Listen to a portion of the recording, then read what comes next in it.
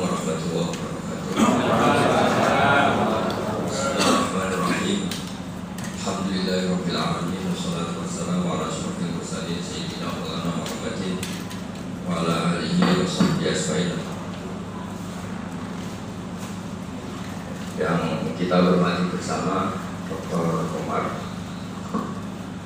yang saya hormati sekaligus yang saya sebati Dr. Atok sebagai orang tentang teman-teman namanya moderator dan semuanya yang saya hormati.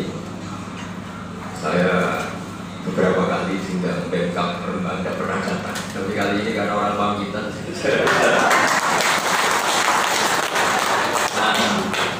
Sebetulnya saya datang diundang itu bukan karena sombong atau angkuh. Memang saya ini kan penganut ilmu sufi, jadi merasa nggak dibutuhkan.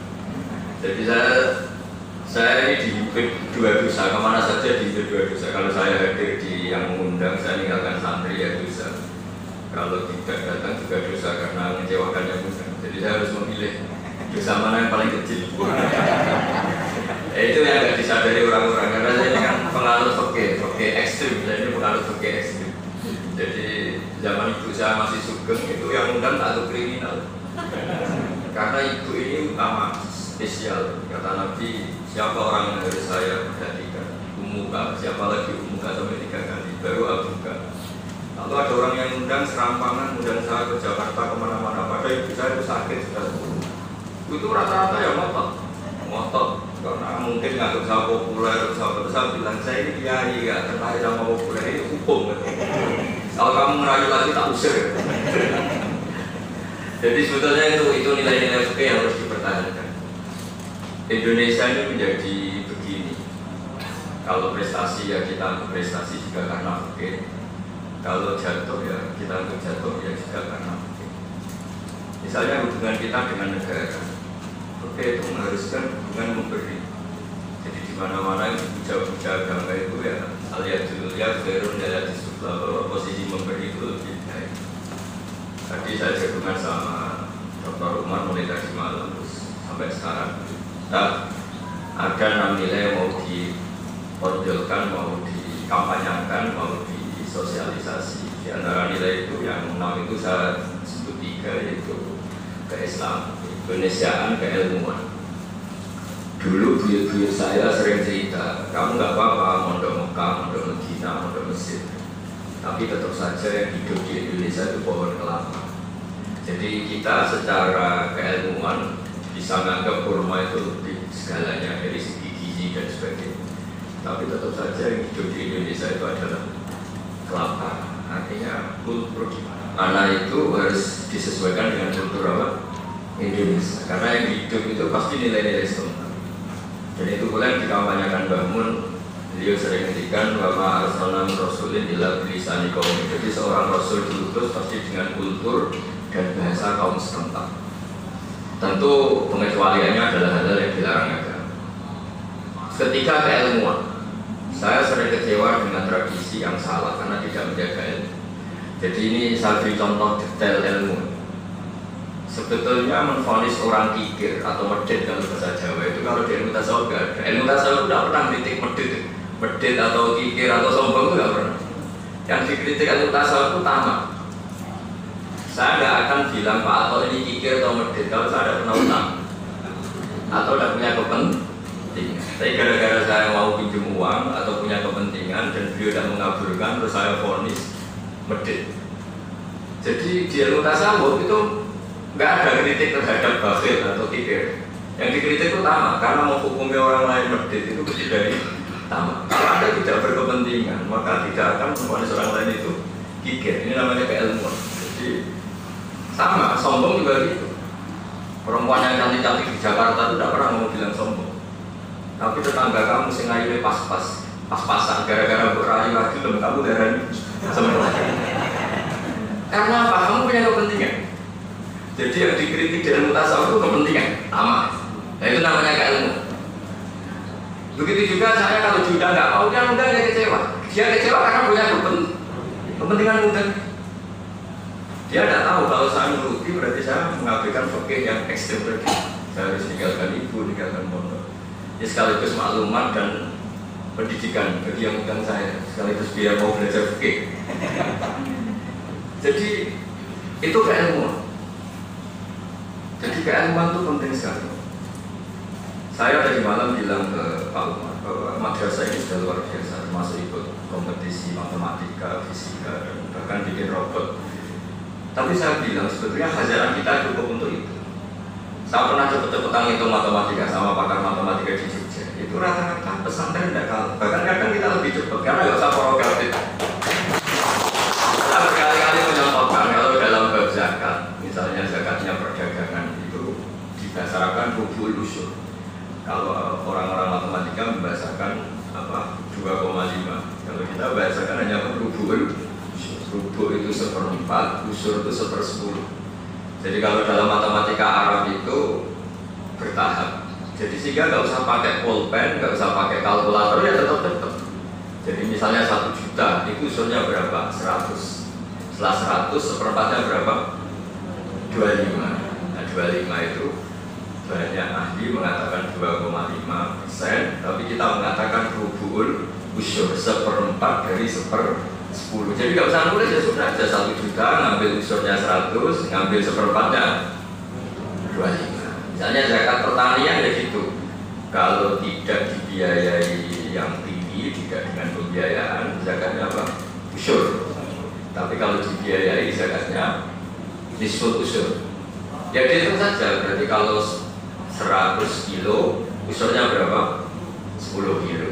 Nah, nisful usur kalau berarti 5. Nah, terus mereka bilang itu 1/10 sama 1/20. Tapi kalau Islam atau matematika Arab bilang apa? Usur berarti 10 atau nisful usur berarti 5. Nah, kalau matematika di sana kan bilang itu 1/10 atau 1/20. Harus pakai prografi. Kalau matematika Arab itu lebih gampang. Nah, khazanah ini nggak boleh hilang. Begitu juga ilmu falak, ilmu astronomi itu tanpa pakai perangkat teknologi orang bisa tahu gerhana itu kapan, lama gerhana itu sampai kapan, sekian menit, tingkat gerhananya begini, terus yang kena gerhana sisi ini, karena itu bisa dihitung. Waladhi ja'ala syamsa diya awal qamara nura wa qaddarahu manazila li ta'lamu 'adada sinina wal hisab. Terus yang terakhir, karena saya memang sudah pamit sama Pak Anton, saya besok hanya 4 jam. Ini sudah untung-untungan. Yang terakhir masalah sistem sosial. Saya itu terkenal istiwa Tabuk. Tabuk itu perang besar karena Nabi menghadapi pasukan Romawi. Jadi perang antar negara. Itu dulu nggak ada menteri keuangan, nggak ada Menhan, nggak ada apa, adanya ya sistem sosial. Tapi menjadi murah karena apa? Yang miskin pun menyumbang. Ada orang yang kerja semalaman hanya kira-kira kalau uang Indonesia dapat beras 2 kilo, yang 1 kilo disumbangkan Nabi, yang 1 kilo dimakan keluarganya. Sehingga orang-orang munafik itu mencibir apa faedahnya 1 kilo untuk perang besar seperti ini. Tapi tadi, kalau dihitung 3.000 orang miskin menyumbangkan 1 kilo, itu berarti terjadi 3.000 kilo. Itu tidak seberapa sebetulnya. Tapi yang mahal adalah yang miskin itu bermental berkontribusi. Andai kan yang miskin ini tidak turun, maka mereka berpikir siapa ya donatur makanannya, siapa bagian konsumsi yang nanti kita minta. Kalau makanannya tidak cocok kita demo. Karena mentalnya ingin mendapat. Kalau lagi mentalnya ingin mendapat. Tapi kalau mentalnya ingin memberi, jadi karena ingin memberi 1 kilo dan memberikan 1 kilo, andai kan makanannya itu kok 3 hari habis, wah, ya sudah habis lah, kita hanya urun 1 apa gitu. Tapi kalau tidak urun, bermental tamak, bagian konsumsi siapa ya? Pak Umar di lautnya banyak, lautnya hanya tempe, sudah ada urun apa? Demo.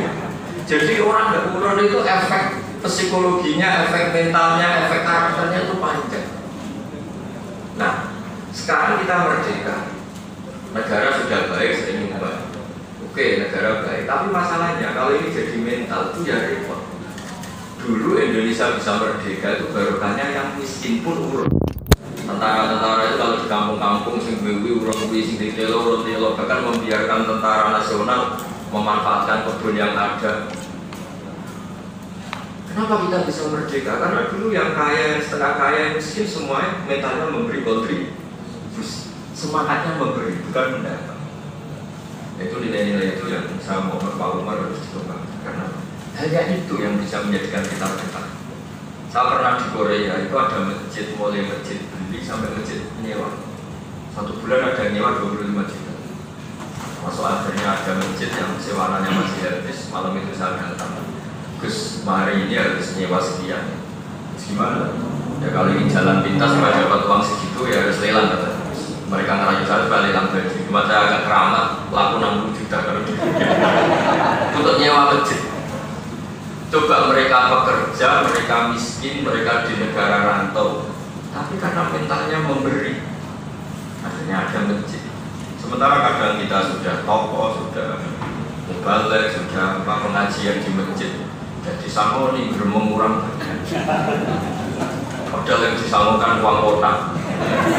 Itu alat haramnya saja secara fikih masih perlu diperdebatkan. Iya, secara fikih masih perlu diperdebatkan karena uang ngasih itu untuk masjid, bayangannya yang ngasih untuk keran atau untuk apa, ternyata untuk mubalik itu aja secara fikih perlu dipertanyakan. Saya sering saran ke masjid-masjid kalau bikin pengajian, bikin proposal baru ke masyarakat supaya orang nyumbang itu demi pengajian. Jangan pakai uang kas, karena kalau pakai uang kas misalnya gitu, saya orang miskin nyumbang 20.000, bayangan saya untuk keran. Ternyata yang datang Pak Umar, dokter pakai alpan, terus pakai uang saya 20.000 itu.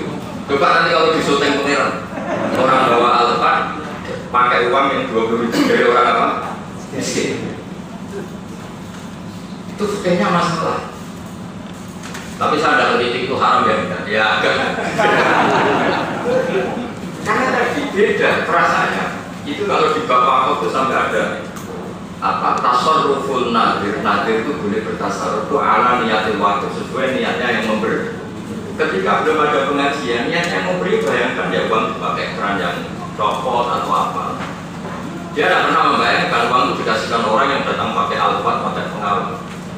Jika saran saya, masjid-masjid yang bikin pengajian itu bikin proposal apa baru atau sumbangan baru sehingga jelas memang dari awal peruntukannya seperti ini. Bahkan dalam mazhab Fathul Mu'in itu ekstrim. Masjid yang dibikin orang Malikiyah itu gak boleh dipakai orang Syafi'iyah, sampai ekstrimnya. Dulu saya kalau masa segitunya, tapi saya tidak sependapat dengan statement itu. Tapi ya kalau dalam konteks agak-agak serius itu memang mungkin. Misalnya begini, saya NU misalnya atau saya Muhammadiyah, bayangkan masjid itu ya dipakai umumnya orang, ternyata dipakai kelompok yang setiap orang ke situ itu dicuci. Sama yang kaget, masjid kok begitu, kok pilih-pilih yang sholat ya. Kira-kira wakilnya tersinggung nggak kalau masjidnya diperlakukan seperti itu? Jadi meskipun kita tidak sependapat dengan statement yang ada di kitab itu, karena itu juga kata Fathul Mu'in hanya pendapat sebagai ulama. Tapi kadang-kadang itu ada benarnya. Misalnya saya nyumbang madrasah, bayangan saya madrasah MTS itu ya sekolah normal jam 1 pulang, ternyata full day, sehingga anak-anak ini nggak bisa bantu ibunya. Kan terus saya kaget. Bayangan saya itu dari sekolah mendapat ilmu yang terus baik sama orang tuanya, itu juga gara-gara sekolah mengabaikan orang tuanya. Kaget. Ya sama itu. Misalnya saya ini orang yang nyuruh saya anti maulid, nyumbang masjid. Ternyata di dan terus mungkin saya juga bermu. Tapi sebaliknya, saya pro maulid, nyumbang masjid dipakai orang-orang yang mengharamkan maulid. Mungkin terus saya jentayan. Mau saya bikin masjid bayangkan ada maulid, terus dipakai orang yang maulid itu gitu begini. Kecewa gak kira-kira? Jadi saya bukan cerita kelompok, tapi cerita hukum bahwa tasarrufun nadir itu berdasar niatnya wajib. Nah ini memang agak ekstrim, dan makanya saya tadi bilang seperti saya itu agak ekstrim, tapi bukan ekstrim dengan ekstremis berbeda. Jadi saya kekeh, jadi saya dulu ketika ibu saya masih sugeng, itu ya pikiran saya menghormati ibu segala-galanya, sehingga saya juga di kampus teknis. Ya saya tidak tertarik karena ya, secara fikih saya salah, meninggalkan ibu sakit hanya untuk hal-hal yang sifatnya popularitas atau keren-keren. Dan saya memang kiai betul, saya nggak tertarik. Banyak orang yang nyangka saya ini prestis di sini kesempatan. Saya ini kiai akhirnya ada kayak kamu. Sebenarnya itu karena fakir, saya tidak ada punya niat apa-apa, ya. Hanya ada beberapa yang aku ngecualian, ya pernah dulu pernah. Nah, kalau Indonesia bisa seperti ini tuh luar biasa. Bahwa tadi keilmuan tadi, sebenarnya ketika kita menvonis orang itu kikir atau sombong, sebetulnya itu kepentingan kita. Kita tidak pernah orang cantik yang di Jakarta kita bilang sombong karena dia nggak ada urusan dengan kita. Kalau sampai kita bilang sombong karena kita punya kepentingan tidak kesam. Orang yang kaya di Jakarta tidak pernah kamu bilang kikir karena kamu tidak kenal utang mereka. Tapi tonggomu sesuai pas-pasan. Kue utang rawol yang ini mati. Padahal rawol yang bukan utang atau bayar. Jadi itu kenapa ilmu tasawuf di ilmu tasawuf itu ada kritik orang kikir atau kritik orang sombong. Yang dikritik itu pasti tangan. Itu contoh keilmuan. Jadi lalu kalau dengan tanya, apakah memang kikir itu buruk? Ya buruk sekali, sangat buruk. Tapi masalahnya yang kamu vonis kikir itu belum pasti kikir, tapi bisa saja dia sangat fakir. Misalnya gini, Pak Ato ini teman saya karena beliau ketua Kemenang, utang saya itu misalnya mau beli Innova. Atau saya utang Pak Ato saya pinjam uang saya ini biaya besar, misalnya kan utang untuk beli Innova. Jadi sudah selera. Sementara Pak Ato tidak ngasih, saya punya uang Gus, tapi ibu saya sakit. Saya punya uang tapi kampung saya sudah membangun masjid. Sebetulnya tidak memberi ini karena fakir, ada al-alam falah, ada harus prioritas. Tapi saya karena sudah tertuntut punya utang, meskipun demi tanggung nafsi yaitu beli Innova, tetap saja menghukumi berdek. Padahal indah Allah benar yang nggak ngutangin. Berarti ini indah Allah ngomong sekali karena demi kampungnya, demi masjidnya, demi ibunya, nggak ngutangi kroninya. Jadi orang-orang yang bilang berdek itu bahaya harus tobat. Dan semua yang kamu vonis seperti itu buruk, bisa saja lebih baik. Dan saya mohon Pak Umar jadi di madrasah ini fakir itu harus panglima. Kalau sering, saya ini kan termasuk kiai keren, sering ditawari orang umroh gratis ini. Hingga detik ini saya masih belum mau, padahal saya sering. Saya juga haji juga. Bukan karena saya menolak haji, pikiran saya sederhana. Nanti kalau saya ditanya Allah, Gusti saya ini pernah umroh, ada dapat ganjaran umroh, ya dapat ganjaran yang biayai di mana-mana biayai. Jadi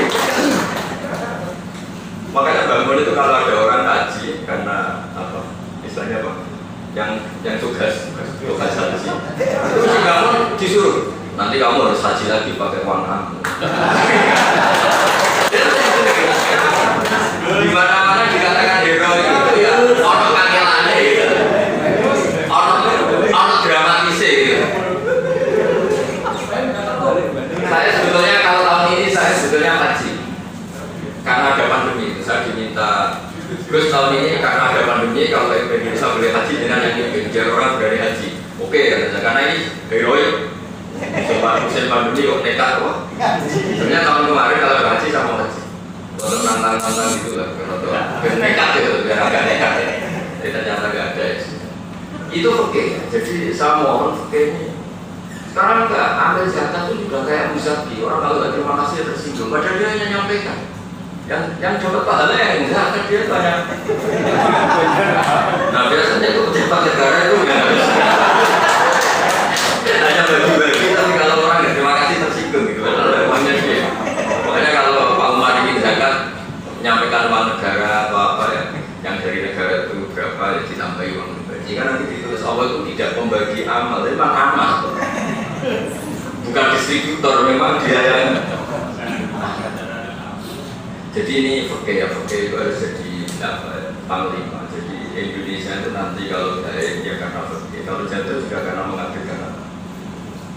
Dan itu sering diundang pakar-pakar di Jogja di Jakarta. Saya sering datang. Karena undangan dalam konteks solusi untuk bangsa ini. Jadi kalau untuk keren-keren saya datang, kalau untuk gaya-gaya itu saya jarang datang. Nah menurut saya solusi pertama bangsa ini harus berminta memberi. Sama seperti kita belum merdeka dulu sampai Indonesia bisa sekuat itu karena semua orang itu mentalnya memberi. Dulu TNI belum dapat gaji, kiai ketika jadi hero juga belum dapat apa, tapi ini yang memberi. Orang-orang miskin pasti itu ya apa saja dilakukan untuk kemerdekaan. Itu bisa merdeka mengalahkan pasukan Belanda, pasukan Eropa, mulai Portugis, Belanda itu. Nah sekarang kita itu kadang-kadang mentalnya ingin mendatang. Itu bahaya untuk bangsa ke depan itu. Makanya saya termasuk kiai yang biasa aja, saya kenal sekian pejabat tapi yang biasa. Saya sering bilang, Gus, pejabat, Gus mampir ke saya, orang lantok di Jakarta. Saya bilang, biasanya kiai kalau pejabat dianggap disangoni daripada harga diri jatuh dengan enggak. Padahal mereka itu santri saya sebelum jadi pejabat. Supaya apa? Bangsa ini dilatih memberi. Kita bahaya jangka panjang kalau mentalnya itu mendapat. Tadi, gara-gara mentalnya mendapat, yang tidak memberi divonis kikir. Dia punya versi pemberian itu juga. Kayak orang-orang datang pengajian, sudah ada urun, komentari berkatib. Itu kalau di kamu komentari berkat itu aneh banget. Kita itu nak ada separuh. Komentari berkat itu doke separuh. Jadi doa yang sini itu aneh. Ternyata nak ngedok itu. Rusak itu tadi, musyawarah urun. Itu kalau jajannya kerupuk tok, lagi so miber. Nah bayangkan kalau hubungan masyarakat Indonesia dengan negara itu punya mendapat, pasti punya memvonis, menyalahkan. Tapi kalau hubungannya memberi, kayak yang dicontohkan para sahabat Rasulullah SAW, itu tidak ada komen.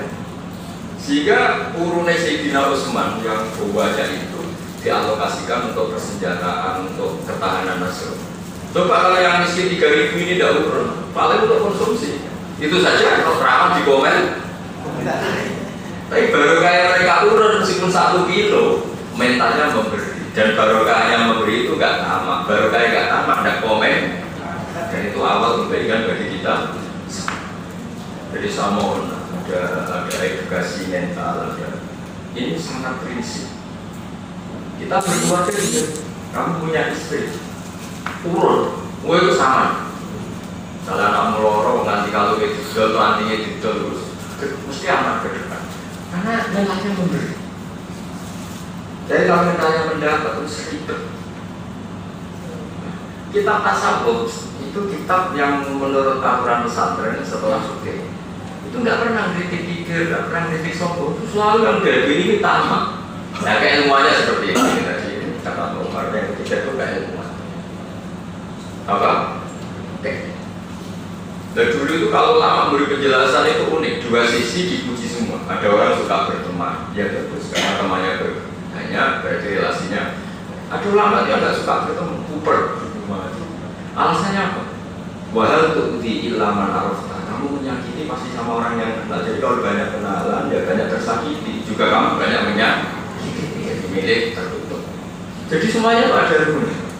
Ketika silaturahim ada ilmunya. Ketika tidak juga ada.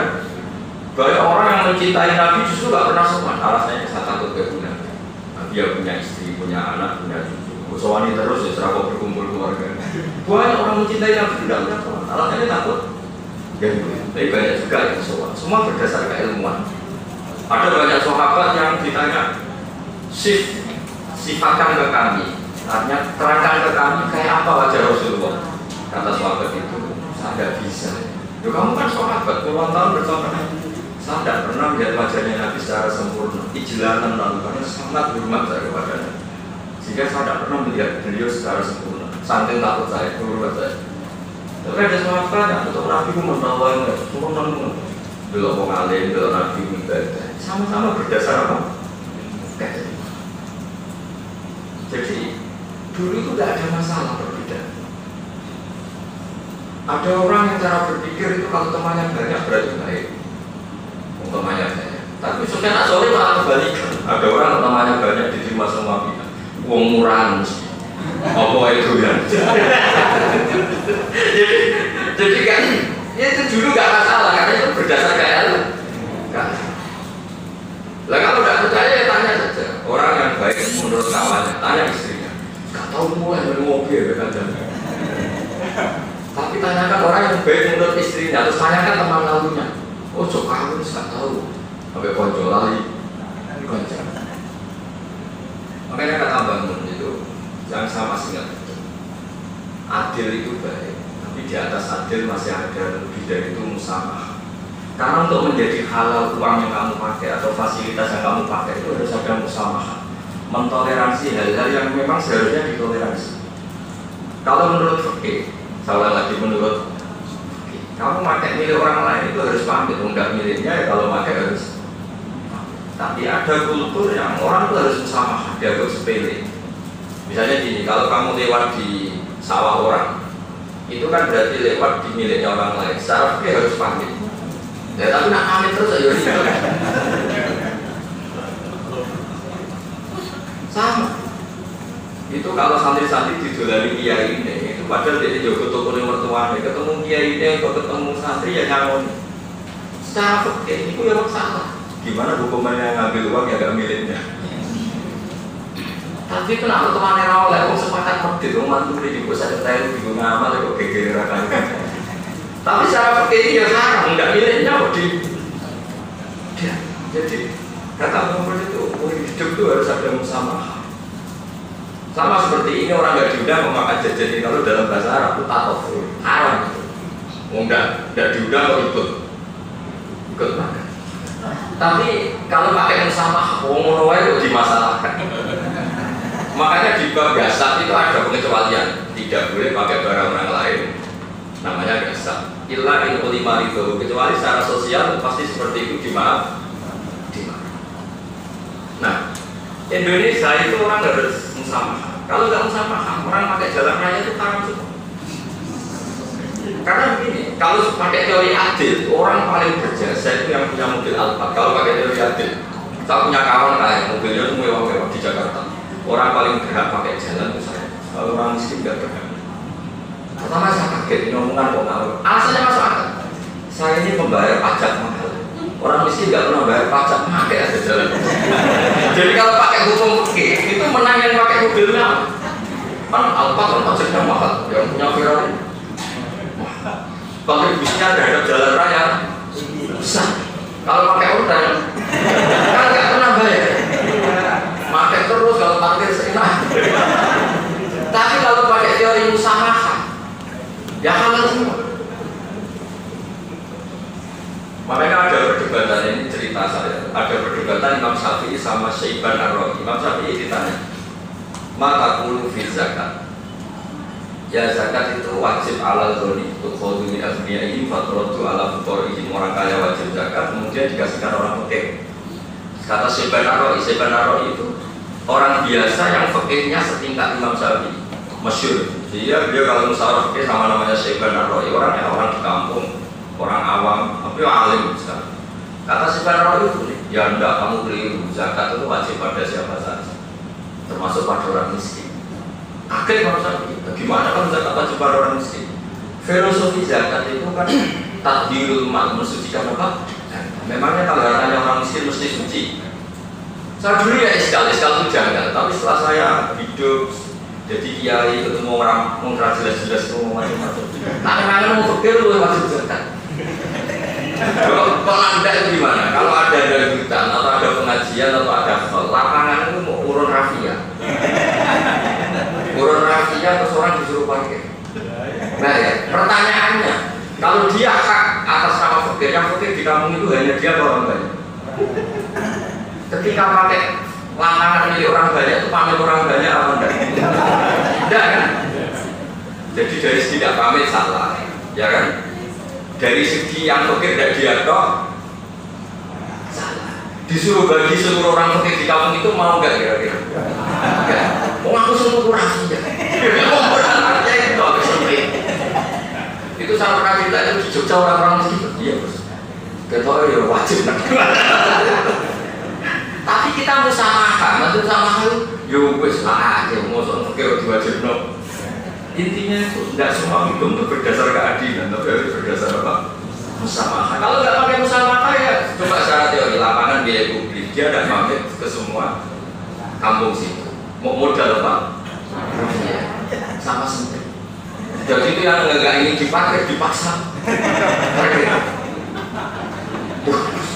Artinya gini, kadang-kadang yang benar Syaiban Ar-Rawi, maksudnya sebenarnya benar itu Jangan kira orang miskin itu nggak perlu disucikan hartanya. Harta seperti ini itu kan mendapatkannya dengan cara yang ya pati-pati bener.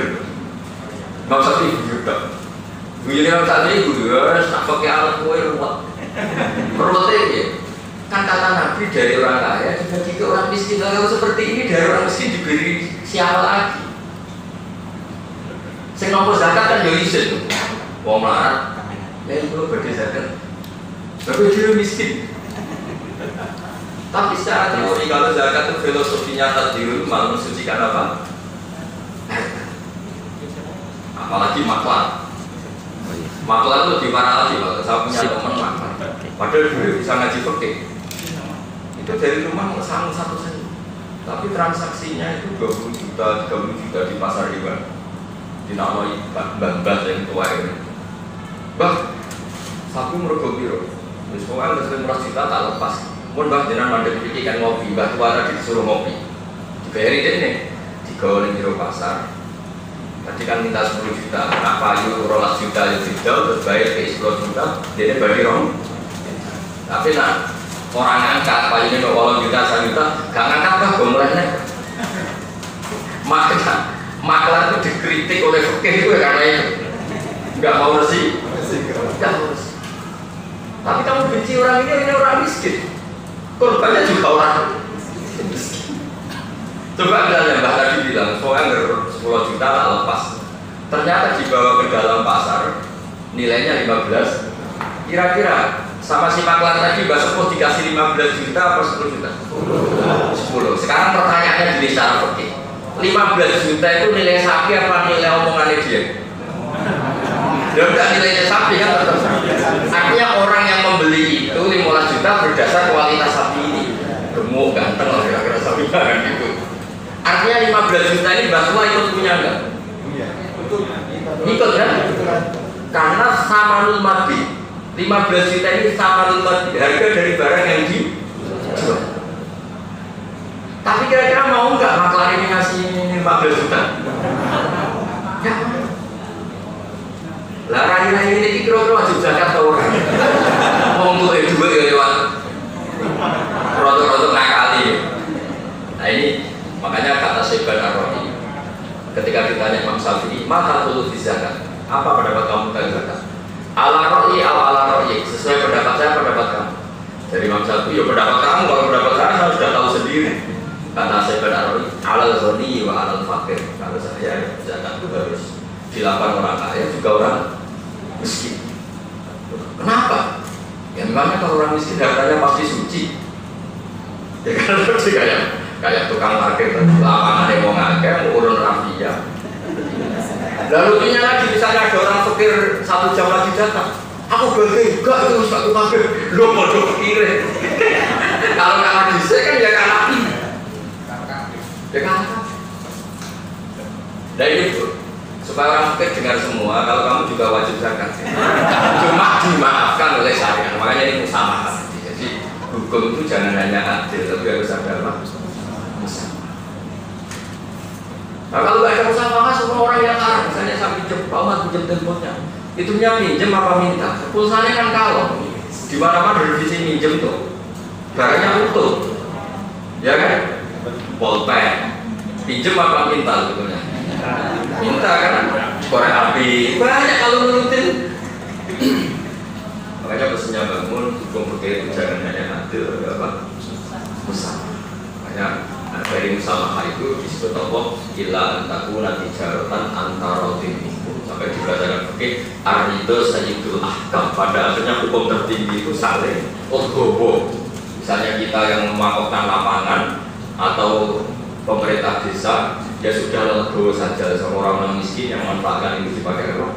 Parkiran, terus biar mereka dapat uang. Kalau seperti hukum formal ya, izin dulu macam-macam, terus konsensus dulu satu kampung. Repot kan? Jadi makanya ini apa? Saya mohon maaf karena di sini jalan semula karena saya di rumah banyak tetap. Sebelum di Pak Tok Husnul Khotimah. Terus versi itu versi negara, ada versi Tuhan. Kalau versi Allah itu ya tugas manusia itu akan terus minal bahdi ilal ahli. Karena nggak boleh Ini pensiun formal, nggak boleh. Tapi jenengan harus pensiun ngomong dengar. Ini yang pensiun negara. Kan negara kalau nggak ada pensiun uangnya jebol. Jadi ya sudah tetap biasa aja. Saya itu tetap berbakti, tetap yes, dan untuk berterima. Assalamualaikum warahmatullahi wabarakatuh.